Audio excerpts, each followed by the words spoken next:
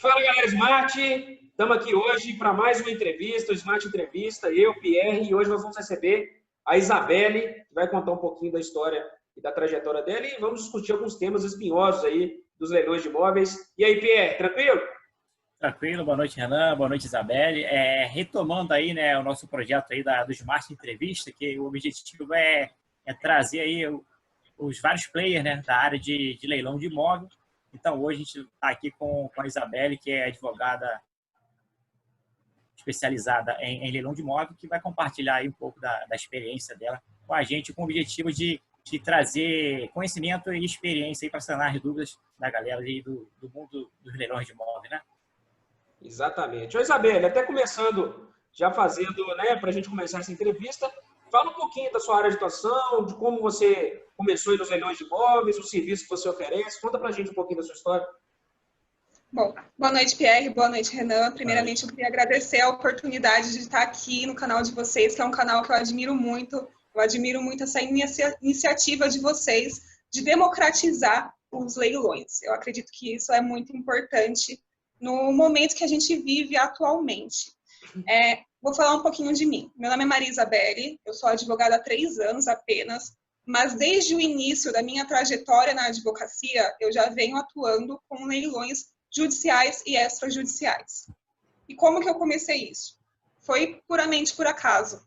Eu tive a sorte de encontrar investidores na minha trajetória do direito. Tá?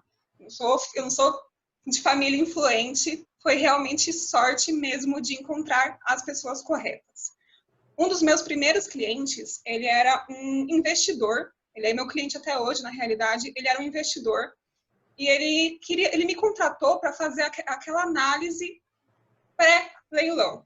Ver se o leilão judicial, no caso dele, ele nem sabia se era judicial ou não, né? Eu que fui descobrir isso para ele. Ele me contratou para ver se o leilão era lícito, se era verdade aquilo, se ele realmente tinha a possibilidade de comprar um imóvel por até 50% do valor. Porque para quem não é assim, não é investidor habitual de imóveis em leilões, isso pode ser uma ideia absurda. E lá fui eu, iniciante, recém-formada, tirei meu AB e descobri esse ramo dos leilões incríveis. Não. E aí começou, né? Naquela época, eu ainda estava me descolando. Eu pensei, como é que eu descubro isso? Pesquisei. Liga na Jusesp, procura, retira. Leiloeiro tem que estar na junta comercial. O site do leiloeiro é verdade ou não? Se selo é real, o que acontece? E fui indo, ligando para ver se o imóvel tinha débitos ou não, ler edital, procurar puxar a matrícula. E foi aquela coisa, né? E é engraçado, né, Isabelle? Porque na faculdade a gente não tem essa disciplina, né? Assim, é muito aprofundada, né? Aliás, na verdade, o direito imobiliário ele é meio que en passant na faculdade. Você não realmente não aprofunda, né? Então, realmente, deve ter sido uma tarefa árdua começar e, de repente, ter que aprender no campo de batalha, né? Sem ter essa base teórica ali atrás, né? Lógico, né?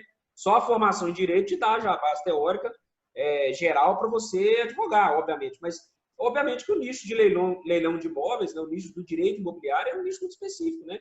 E, às vezes, a gente não tem essa base teórica na faculdade, acaba tendo que aprender no campo de batalha, né? Exatamente, e eu queria comentar isso com vocês, porque eu sei que os dois estão estudando direito. Eu não sei ainda exatamente em qual semestre vocês estão. Só que no meu caso, por exemplo, eu tive um pouquinho de execução, um pouquinho que eu digo assim, né? O que deu ali para ter, né? Com o professor ali falando 2 horas de aula, eu tive um pouquinho de execução no 5º ano.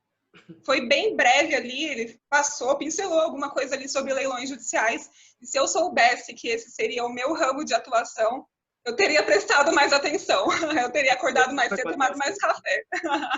Mas naquela época eu não tinha nem ideia, eu trabalhava na Defensoria Pública, então o meu ramo era o quê? Pensão alimentícia, uso capião.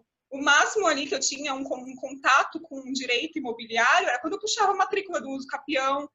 Era nesses tipos de situações. Eu pedia um despejo, tentava, sei lá, reverter um despejo ali do meu cliente, tentar salvar ali a situação. Então, esse era o máximo que eu tinha de ideia de direito imobiliário, de direito de leilões. Esse era o máximo que eu tinha ali de contato. Então, eu saí, assim, para a advocacia, em relação ao direito imobiliário, crua, para aprender na raça, sozinha mesmo.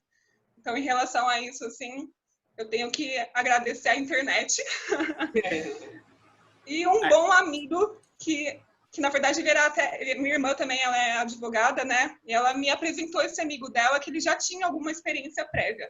E ele me ajudou muito. Ele me deu ali muitas dicas que me ajudou. Não posso negar, ele me ajudou bastante também. Aluguei muito o ouvido dele. Bom, esse foi o momento ali que eu comecei a entrar nos leilões. A partir daí, você já começa a receber recomendações, o telefone já começa a ligar, né? E você vai se habituando. Você já aprendeu uma vez ali na base do trauma, você já aprende de uma vez. Quando é no trauma, já o conhecimento entra. E esse meu cliente, eu tive a sorte de que ele conseguiu arrematar. Então, ali eu já peguei também a parte processual da arrematação, né, do leilão judicial. Aprendi ali também tudo na raça, internet, colega, foi indo. E o que aconteceu? Eu percebi que, além de ser um ramo do direito que eu gosto, ele é um ramo do direito que assim, para o advogado, ele vale muito a pena. Por quê? Porque o advogado, ele está tratando ali com investidores, com pessoas que às vezes têm um interesse de comprar um imóvel para residência própria, construir uma família. Então, esse tipo de pessoas não são pessoas que estão ali, às vezes, querendo negociar muito o seu honorário. São pessoas que elas entendem também o lado do profissional, eles querem um profissional mais capacitado, o profissional que entende, que vai entregar para ele um serviço bem feito, vai entregar para ele um negócio redondinho ali, sabe? E é isso que o profissional ele quer.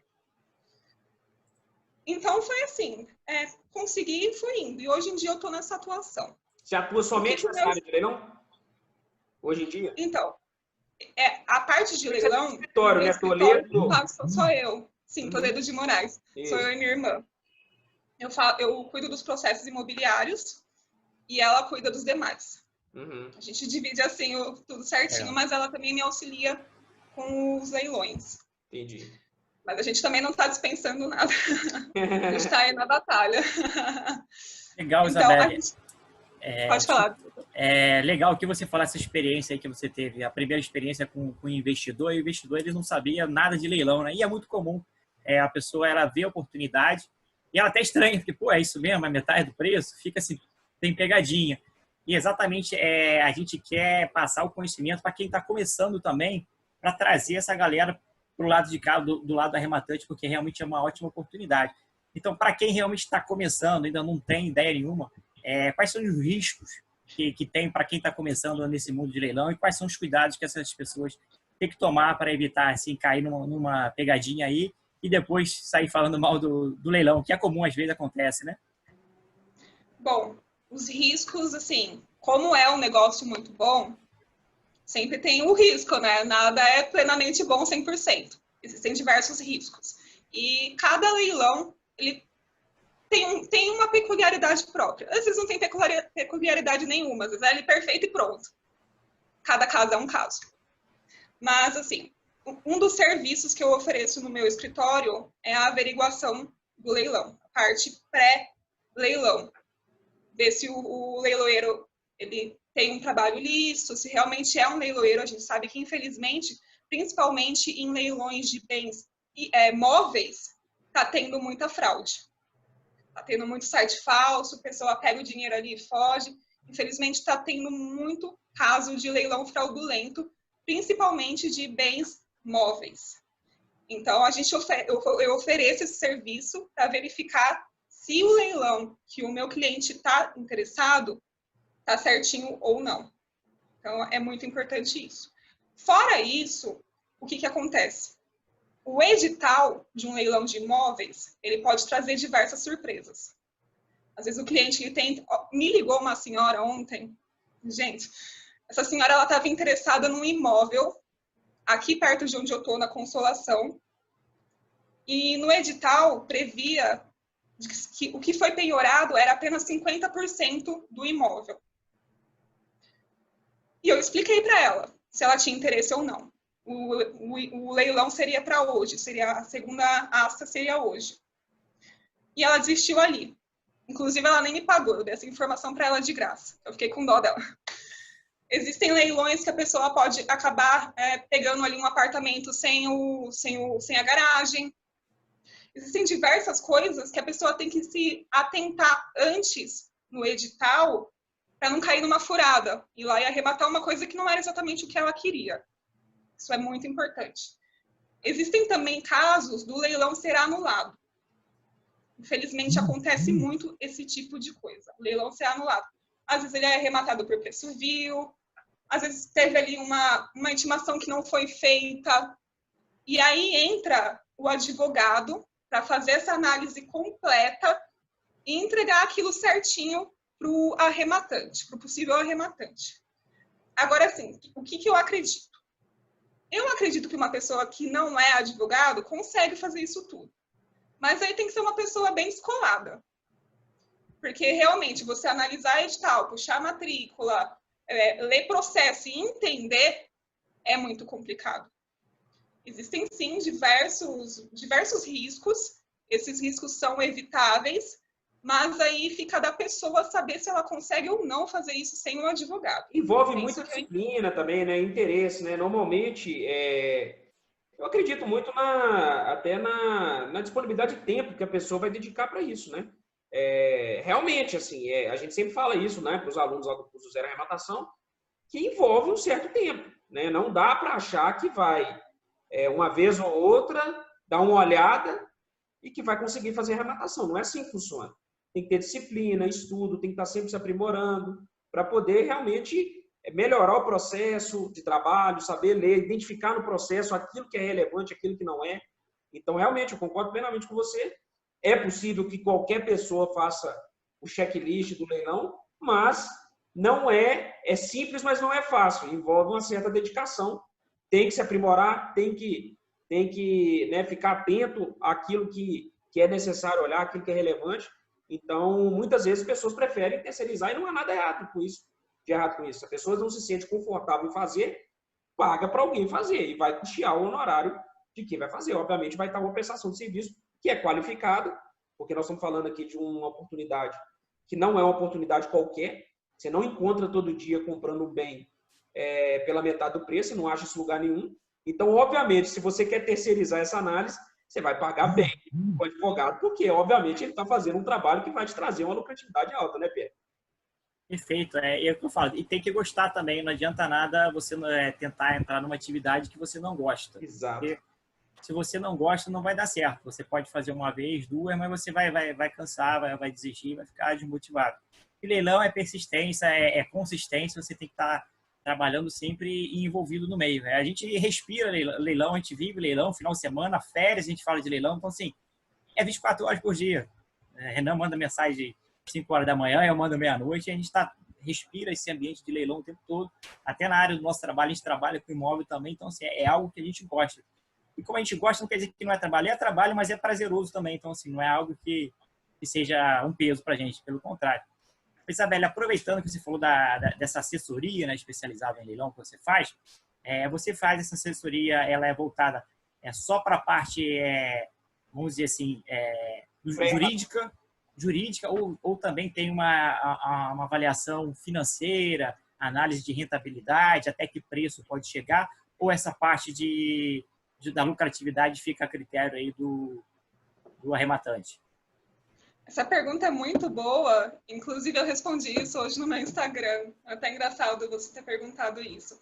Bom, eu tenho formação apenas em direito, eu não tenho formação em economia, eu também não sou corretora de imóveis. É óbvio que eu consigo enxergar uma boa oportunidade quando eu vejo, mas eu acredito que na minha condição, apenas como advogada, não tenho uma formação econômica muito boa para poder informar, eu não me sinto no direito de poder informar isso para a pessoa, se para ela vale a pena ou não como um investimento imobiliário. Então, eu acredito, no meu caso, eu deixo isso para uma avaliação do cliente. Eu não faço essa parte. Eu leio o processo, eu traduzo ele para a forma coloquial e eu deixo que o meu próprio cliente escolha se esse é o investimento que ele quer fazer ou não. Você garante para o cliente que o leilão não vai ser anulado. Fala assim, olha, eu estou te dando aqui uma oportunidade, esse leilão não vai ser anulado. Agora, até qual lance você vai dar, se você vai morar, se você vai para investir, qual que é o lance máximo, aí é uma avaliação do próprio investidor, do próprio cliente, né? Entendi. Exatamente. Eu acho que é bem comum. Talvez no futuro, se eu conseguir fazer uma parceria com uma pessoa que entenda melhor do que eu possa oferecer essa assessoria mais completa. Mas no momento, eu, como simples advogada, não me sinto confortável em falar, né, da parte econômica, se vale a pena ou não esse investimento. A parte financeira tem aí uma ferramenta que eu conheço, eu já ouvi falar nessa ferramenta aí, está disponível aí no mercado, uma tal de planilha Smart que vai te ajudar bastante, mas fora brincadeira, mas é isso mesmo. Normalmente, os advogados, eles em geral, tá? Para assessoria, normalmente é mais essa área mesmo, da parte jurídica, né? Que já é um excelente, porque acho que o maior medo, inclusive eu vou falar de um dos medos agora, um dos principais medos do investidor, de quem vai comprar imóvel em leilão. O primeiro medo é do imóvel, do leilão ser anulado, perder o dinheiro, né? Alguma coisa desse tipo. E tem um outro grande mito, né? Que eu queria que você falasse um pouquinho para nós, que é do imóvel ocupado. Né? As pessoas têm um grande... O Pierre até fez um vídeo recente aí, falando sobre imóvel ocupado, um dos grandes mitos, né? E eu queria que você falasse um pouquinho sua experiência com desocupação. E assim, por exemplo, um leilão extrajudicial, que você tem que entrar com ação autônoma de missão na posse, percentual dos seus leilões, das suas assessorias que você necessita entrar com ação, como é que tem sido as suas negociações para desocupação, se tem tido sucesso? Fala um pouquinho para a gente sobre isso. Acho que é um medo aí que a galera sempre tem, e quem estiver acompanhando esse Smart Entrevista, certamente vai ver muito, muito valor nessa resposta, porque é um grande mito realmente. Bom, em relação ao imóvel ocupado, eu não vejo isso como um grande empecilho no momento de uma arrematação. Por quê? Graças ao nosso mundo jurídico belíssimo, a gente tem uma ação chamada de imissão na posse. E ela é aplicada tanto no processo judicial, no leilão judicial, quanto no leilão extrajudicial, ambas com as suas peculiaridades. No leilão judicial, a emissão na posse ela é até mais fácil, porque você vai pedir ela dentro do próprio processo de leilão. Então, vamos supor que o imóvel está ocupado. Eu tenho uma petição modelo no meu escritório que eu só adapto e pronto, peço a emissão na posse do meu cliente e o juiz ele vai dar um prazo para o ocupante sair. Tá? Na realidade, como acontece? Meu cliente foi lá, arrematou, o juiz homologou, eu posso pedir a emissão na posse. Eu costumo enviar uma notificação extrajudicial.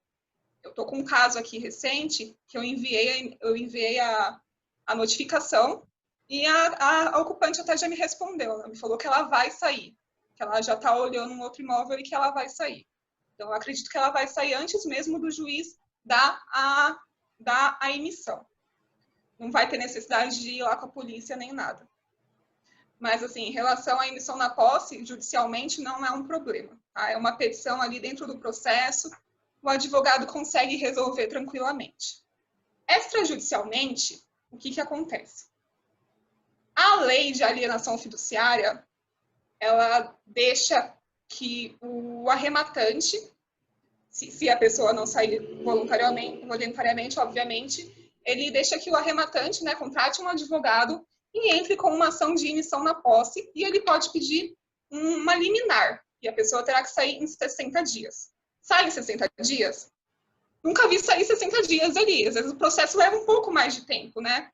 Mas, assim, 6 meses, por exemplo, para a pessoa sair de dentro de um imóvel que você arrematou praticamente, às vezes, pela metade do preço, eu acredito que ainda seja um tempo muito bom.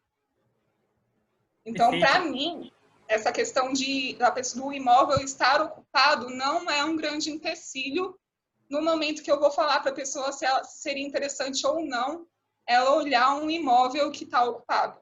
Eu não vejo isso como um grande empecilho. O advogado ele consegue resolver uma situação como essa. É muito bom, Isabela, você comentar isso, que é exatamente o que a gente fala, né? Que é um grande mito, é uma crença limitante, isso que imóvel ocupado é um problema. Na verdade, a gente enxerga como uma oportunidade, né?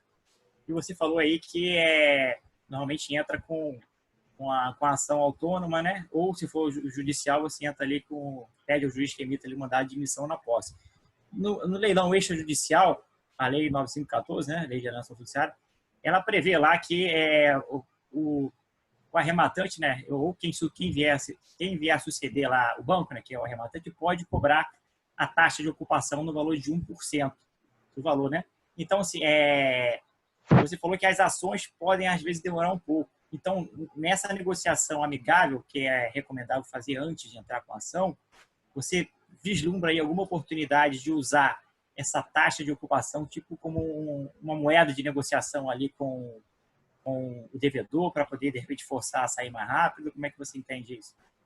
Com certeza absoluta. Inclusive, eu acredito que essa taxa de ocupação ela foi colocada na lei como uma forma de impor, né, de tentar fazer com que o ocupante saia o quanto antes possível do imóvel que já não é mais dele, né? Ele tem ali a posse direta, mas ele não tem a posse indireta. Então, eu acredito que essa taxa de ocupação foi colocada ali justamente para forçar essa saída do ocupante. Inclusive, eu até digo, né, para os advogados, utilizem todos os meios que vocês possuem à disposição de vocês para conseguir deixar tudo certinho para o seu cliente. É até uma forma de fidelização. Quanto antes você conseguir ali para o seu cliente, mais feliz ele vai ficar com a sua atuação no processo e, de novo, ele vai te contratando. Eu até acho assim que é a forma que essa taxa de ocupação, acho que foi meio nesse sentido também. Eu acho que a intenção do legislador foi de criar um mecanismo de onerar a posse injusta, né? Porque a partir do momento que há a consolidação da propriedade, é um verdadeiro espólio da propriedade, né? Ou seja, a posse já é injusta e já não é mais baseada, já é ilegal, ou seja, já não está mais calcada na lei de alienação fiduciária. Então, eu acredito que, inclusive, o 1% é fora do padrão de mercado, né? O padrão de mercado de um aluguel é 0,5%, um pouco mais, um pouco menos, 1% é muito acima. E talvez tenha sido usado mesmo como a intenção do legislador foi, de fato, criar um mecanismo que onere a posse injusta, né? Para que seja mais rapidamente desocupado. Então, realmente, eu entendo da mesma maneira que você.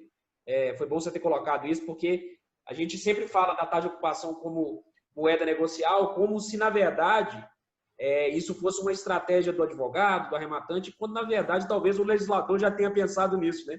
Já tenha pensado, pessoal, eu tenho que colocar aqui na lei uma moeda, uma forma de onerar a posse justa, para que a desocupação ocorra de maneira mais rápida. Né? Com certeza absoluta. O bom advogado, ele utiliza todos os mecanismos que foram dados para ele pela lei. Então, o advogado que utiliza disso, ele é um advogado extremamente bem capacitado. Não é nenhum culpado, nenhum vilão. Ele é um advogado que está exercendo o trabalho dele, né?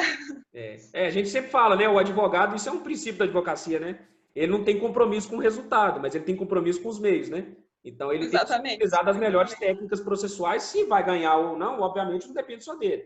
Mas os meios que ele se utiliza, usando as melhores técnicas, com certeza, é um dever da advocacia e realmente você colocou muito bem sobre isso. E até nessa questão de desocupação, acontece muito, às vezes, vamos pensar no leilão extrajudicial aqui, que normalmente, em via de regra, é o devedor, o fiduciante, quem ocupa o imóvel, né? E às vezes acontece, tem um locatário, de ter outra pessoa estranha. Nesses casos, quem que deve ser notificado? Você deve procurar o devedor ou você deve notificar o ocupante que está lá no imóvel? Como é que você entende a situação? Então, a lei de alienação... Judicialmente ou mesmo na ação de missão na posse, tá? Qualquer um dos dois casos. O que você entende? Quem deve ser notificado? Então, a lei de alienação fiduciária, ela deixa muito claro que quem deve ser notificado é o devedor fiduciário, tá? Em relação ao ocupante, vamos supor que o devedor fiduciário, ele alugou o imóvel. Aí existem diversas questões. O credor fiduciário, ele sabia desse aluguel, ele concordou ou não? Existem diversas questões que podem incidir em relação a isso. Tá, voltando. Quem deve ser citado, intimado, é o devedor fiduciário. Isso é o que a lei diz. Em relação ao ocupante, a lei diz que ele deve ser notificado para sair do imóvel em 60 dias. Se o credor fiduciário sabia do aluguel da locação, estava devidamente registrada na matrícula, então são 90 dias. O prazo dele é um pouco maior para sair do imóvel. Mas se você quer ser mais diligente, já notifica todo mundo também, que eu nunca vi ninguém sofrer por excesso de cuidado. Sim. Então, se ali na dúvida, faz da forma mais abrangente. Mas o que a lei diz é isso. Se você quiser ser mais precavido, notifica todo mundo. Perfeito, acho que esclareceu aí. Perfeito. Aproveitando aí, Isabelle, pegar um gancho aí com essa pergunta do Renan, né? De falar de intimação e do devedor, quando na verdade quem está ocupando lá é uma terceira pessoa, de repente um inquilino, né? Na ação judicial, né? No leilão judicial, em regra ali o juiz, junto com a carta de arrematação, vai expedir ali um mandado de admissão na posse. Há entendimento de que quando quem está ocupando o imóvel é um inquilino, por exemplo, esse mandado de admissão na posse ele não poderia ser feito. Teria que ser feita uma ação autônoma. Por quê? Porque justamente a questão da intimação. O inquilino ele não foi notificado. E pelo devido processo legal, ele deveria ter direito ali ao contraditório, à defesa, direito de se justificar, né? E seria uma ação autônoma. Você já pegou um caso desse? E se já pegou, qual foi o resultado da ação? Vocês pediram taxa de ocupação? E se pediu em 1%, arbitrou em alguma coisa? Qual foi a definição aí do juiz? Bom, até o momento eu não tive, né, a oportunidade de trabalhar num leilão que ocorresse esse caso em específico, tá? Eu tive um leilão, inclusive eu nem sei se eu devia comentar, mas eu peguei esse leilão depois da arrematação, eu não fiz a análise pré-processual. A cliente lá já chegou para mim arrematado, desesperada, falando que o leiloeiro informou para ela que ela tinha que arranjar um advogado. Foi esse o caso que eu peguei. E eu vi que a ocupante, ela não tinha sido notificada. Em relação a isso, já não podia, não cabe a mim falar isso para o juiz, se eu estou pela arrematante. Então, esse foi o mais próximo que eu cheguei de um caso desse. Mas, nesse caso, a ocupante, ela acabou saindo por livre e espontânea vontade, ela não deu para ela pegar um advogado para isso, né, e batalhar por uma coisa que, para ela, seria resolvida mais facilmente saindo do imóvel. Então, ainda bem que eu ainda não peguei um caso desse. Porque uma batalha judicial assim pode levar mais um tempo para a gente conseguir a emissão, aí às vezes o cliente não entende, acha que a culpa é do advogado, então ainda bem que eu ainda não peguei um caso assim. Perfeito. Complementando aí, nesses casos de emissão na posse, aí, o que o morador atual ele pode fazer ou costuma fazer para postergar ao máximo aí, o resultado dessa ação, ou ele ficar adiando, o que ele faz e o que a gente do outro lado aqui pode se precaver na hora de entrar com a ação, como é que a gente monta a ação, quais são os requisitos, as coisas principais que tem que ter ali para o juiz não indeferir ou ficar em dúvida e postergar aí a decisão. Bom, vamos supor que o juiz ele já deu a emissão na posse e o ocupante, né, ele não quer sair do imóvel. Acontece muito isso. Nesse caso, existem diversas ações que ele pode entrar, né, recursos que ele pode tentar ali interpor para tentar atrasar essa emissão na posse. Se tiver tudo certinho, vai ser tudo meramente protelatório. Mas existem casos em que o juiz ele aceita atrasar essa emissão, tá? O que acontece? O ocupante ele pode entrar com... Perdão. Eu já vi entrar com mandado de segurança, eu já vi entrar com embargos ao leilão, eu já vi entrar com agravo de instrumento, mas em nenhum caso meu ainda houve uma reversão. Mas, assim, existe uma diversidade de meios que o ocupante pode utilizar para tentar protelar a emissão na posse, tá? Mas é o que a gente está falando, são os riscos do negócio, entendeu? Então, isso tudo pode ser avaliado antes também. Mas existem casos também em que o ocupante não briga. E, na minha experiência, são a maioria dos casos. Geralmente, a pessoa não quer entrar numa batalha judicial. E fazendo o trabalho bem feito, né, você evita, porque eu imagino que você já deve ter visto algum caso de cancelamento. Ainda bem que não aconteceu com você, né? Quer dizer que o trabalho prévio, né, que é o mais importante, está sendo bem feito, né? Você faz as verificações, obviamente você mitiga o risco de uma eventual anulação, mas pode acontecer, né? Você já viu algum caso assim na sua de anular um registro, por exemplo, né, que é uma situação até gravosa, né, porque, na verdade, o direito real ele tem uma característica erga omnes, né, ou seja, ele produz efeito contra terceiros. Né? Então, em regra, após o registro do imóvel, um cancelamento ele é muito difícil, mas nós já vimos isso. Você já viu em algum caso desse, de cancelar um registro e anular o leilão, né, e não resolver perdas e danos? Porque a regra natural seria resolver após o registro em perdas e danos, né? Mas é uma situação que pode acontecer. E aí, como você já respondeu que não aconteceu com você, isso quer dizer que é mais um sinal aí do trabalho bem feito previamente e que verifica as intimações e evita todos os problemas. Olha, existem diversos casos na jurisprudência, se você pesquisar. Existem diversos casos que o leilão ele pode ser anulado e, graças a Deus, comigo nunca aconteceu. Eu não conheço, infelizmente, muitos advogados que atuam no ramo da advocacia judicial, extrajudicial, mas, sim, isso é extremamente possível. Como vocês falaram, se você fizer, né, todo aquele trabalho pré-arrematação, a chance de você evitar isso posteriormente é muito maior, tá?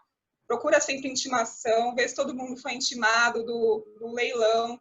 Se você olhar tudo certinho, mitiga muito as chances. Mas existe a possibilidade, sim, e não são poucos os casos em que isso acontece. Então, aí entra você fazer um bom trabalho pré-processual para isso não acontecer com você, tá? Como eu disse, para mim chegou uma cliente que ela já veio com um processo ali já arrematado. E no caso dela, em particular, existia um desses vícios. Então, aí que tá, né? Aí que entra também você olhar aonde você está investindo o seu dinheiro. Exatamente, perfeito. Exatamente, Isabel. Legal essa experiência aí.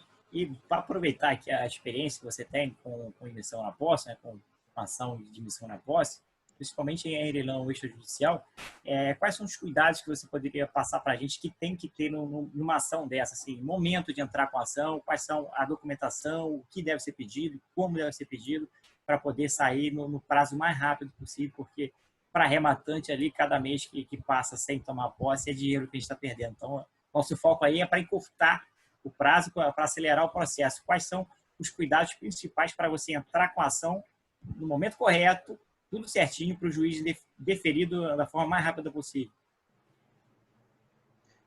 Bom, o que acontece? A emissão na posse, no processo no extrajudicial, o que é a emissão na posse? A emissão na posse, ele é o processo, né? Ele é o meio que você tem de garantir que o proprietário, né, quem tem a propriedade, que tem a posse indireta do imóvel, venha a possuir a posse direta. Quem que é o legitimado de entrar com uma ação de emissão na posse? Aquele que é dono, mas nunca esteve dentro do imóvel, nunca chegou a residir, nunca exerceu a propriedade. Como você faz prova de que você é o dono? Cartório de registro de imóveis. Você vai puxar a matrícula, tá lá o nome da pessoa. Então, o que acontece? O leiloeiro deu ali para você o mandado de entrega do imóvel. O que você vai fazer? A primeira coisa que você vai fazer é correr no cartório de registro de imóveis, registrar tudo certinho no seu nome, aí você tem o justo título, você tem a propriedade do bem. A partir daí, você consegue entrar com uma ação de emissão na posse. Então, tem que ter esse documento corretamente, tudo certinho. O advogado vai entrar para você. Imprescindível, já vi entrarem sem fazer o pedido de liminar. Aí, seu cliente vai ter a emissão na posse, Deus sabe quando. Faça o pedido da liminar e aí o juiz tem 60 dias, né? O juiz dá 60 dias para que o ocupante saia. Você consegue resolver tudo em 60 dias? Porque está escrito ali na lei, 60 dias. Às vezes o cliente acha que vai resolver em 60 dias. Via de regra, não. Um processo desse chega a demorar até 6 meses. É um processo ali que, tendo em vista a morosidade do judiciário brasileiro hoje em dia, 6 meses não é nada. Então, ainda continua valendo muito a pena. Não é só decisão, né, Isabela? Ainda tem o problema do oficial. Sai lá o mandado, aí vai para a central de mandados, aí o oficial vai, não encontra, volta, tem um erro no mandado, expede outro. Isso aí já passou um mês, passa 45 dias, 60 dias, com a decisão na mão e não notificou o cara ainda, né, que está lá ocupando o imóvel. Exatamente. E às vezes, se a pessoa está dentro do imóvel, para ela tá bom. O que ela vai fazer? Ela vai fugir, vai se esquivar. O oficial que me cite por hora certa, entendeu? Vai dessa forma. Então, assim, a gente não tem como garantir, né, o quanto tempo vai durar um processo desse ou não. Via de regra que eu vejo, 6 meses, mais ou menos, dá para terminar um processo desse. Mas pode demorar mais, pode demorar menos. Muitas vezes o ocupante sai por livre e espontânea vontade, às vezes ele já cansou também, ficou chateado. Acontece bastante isso. Entendi. E falando até de leilão extrajudicial, você já falou um pouquinho aí sobre essa questão da ação de omissão na posse. Outro tema que a gente é muito demandado a falar é sobre preço vil. E a gente já falou várias vezes que no caso da lei de alienação fiduciária, o preço da primeira e segunda praça já é previamente definido, né? Ou seja, não caberia ali preço vil. Mas é um assunto que reiteradamente as pessoas nos perguntam. Qual é a sua opinião sobre preço vil e leilão extrajudicial? Bom, em ambos os leilões, geralmente, ele funciona da segunda forma, né? Vocês já sabem disso, mas às vezes tem uma pessoa aí que está assistindo e está iniciando. Uhum. Geralmente, na primeira praça, é o valor de avaliação e o leilão ele pode ir até pode superar o valor de avaliação. Geralmente, ninguém dá lance na primeira praça, porque a ideia do leilão judicial é você arrematar por metade do valor de avaliação. Então, nem faria sentido a pessoa ir lá e fazer isso, né? Só para estragar o leilão, a brincadeira. A segunda praça, aí já pode... Começa estragando leilão, infelizmente. Tem muita gente estragando leilão, comprando leilão a preço de mercado. Mas continua aí, desculpa. Não, mas... Aí a gente tem que pegar esse pessoal e dar um chacoalhão. Que isso, pô? Estragando leilão, cara. A segunda praça, via de regra, o primeiro lance é 50% do valor de avaliação. Aí tem as técnicas de arrematação, enfim, né? Nunca vi uma arrematação por preço vil. Mas ela é uma das causas de anulação do leilão judicial. Em relação ao leilão extrajudicial, preço vil é uma causa de anulação? Aí entra a lei de alienação fiduciária. Só que a lei de alienação fiduciária fez o favor de ser omissa nesse caso. Ela não fala o que deve ser feito. E aí, o que a gente faz? Recorre para a doutrina, recorre para a jurisprudência. E a jurisprudência está se formando ainda. Isso ainda existe uma briga, a jurisprudência da doutrina. Uns acham que não anula, outros acham que sim.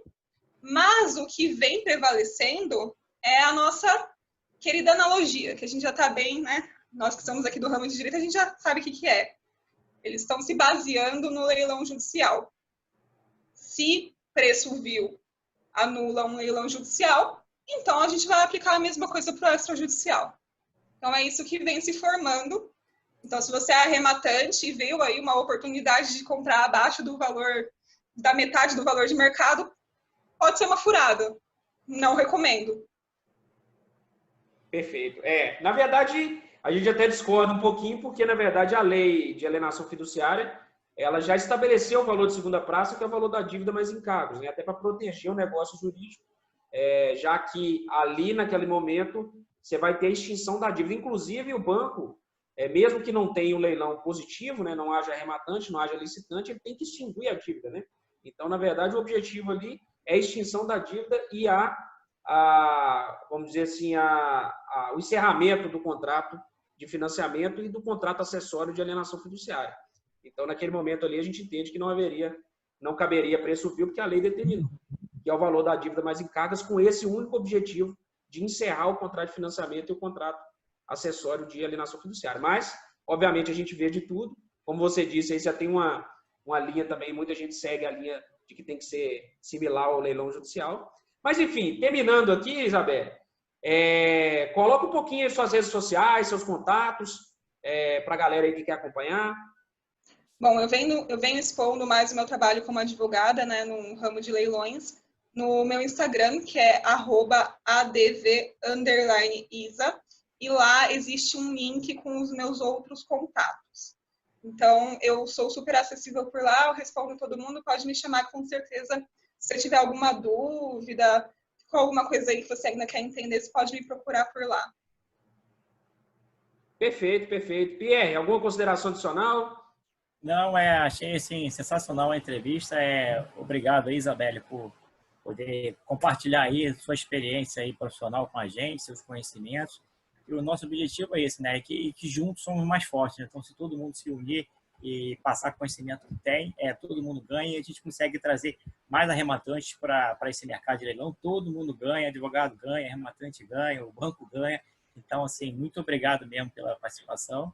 E por mim é sucesso aí na sua carreira e felicidade. A gente vai continuar com esse programa de Smart Entrevista, que é excelente. A gente traz experiência de profissionais da área, como você, advogada, corretor de imóvel, especializado em consórcio, são todos os players, corretores, né? Todos os players que atuam nessa área e agregam muito com sua experiência para o arrematante, seja o arrematante investidor, seja o arrematante que quer comprar um imóvel para morar. Então, assim, muito obrigado mesmo pela sua participação. Também queria agradecer, Isabelle. Foi muito legal, é sempre um tema, são temas, né, que a gente conversa aqui, temas delicados, né, temas que quem tá de fora, né, que está começando agora, às vezes não conhece ali aquela minúcia, como é que funciona a rotina, e você trouxe aí sua experiência, falou um pouco para a gente de assuntos espinhosos, como emissão na posse, como desocupação, como, enfim, procedimentos aí que envolvem a advocacia em leilões. Então, só te agradecer pela participação, obrigado mesmo, enriqueceu o nosso canal aí. E é isso. Espero que numa próxima oportunidade a gente faça mais uma entrevista dessa, né? Conversa sobre outros temas também. Tenho certeza que sua experiência aí pode agregar bastante para a gente. Beleza? Beleza. Pierre e Renan, eu que agradeço pela oportunidade de aparecer aqui no canal de vocês. Vocês são duas referências gigantescas para mim, para o meu ramo profissional. Eu admiro muito o trabalho que vocês estão fazendo aqui no YouTube, no Instagram, trazendo essa democratização para a arrematação, trazendo essa informação, né, de que é possível você arrematar um imóvel por um valor muito bom, que vale mais a pena às vezes do que você entrar numa grande dívida. E eu acho que o trabalho que vocês estão fazendo aqui é um serviço público. Então eu quero agradecer pela oportunidade de estar aqui falando da minha experiência profissional e compartilhando isso com vocês e com o público de vocês. Então eu agradeço muito pela oportunidade.